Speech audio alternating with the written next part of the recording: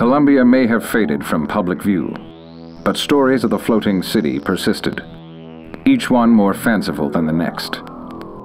The most well-known was that of the Songbird, a monstrous creature that captured the imaginations of people around the world, even spawning this children's nursery rhyme: "Songbird, songbird, see him fly, drop the children from the sky.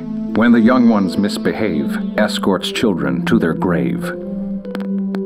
Skeptics denounced it as a mere children's fable, until the emergence of this footage dated 1912.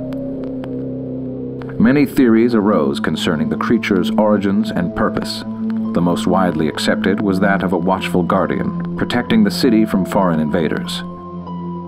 But the evidence found in the Alps suggests something else entirely. That the Songbird's purpose may not have been to keep something out, but something in. This, the Lamb of Columbia. A child revered by all, and yet held captive by the bird.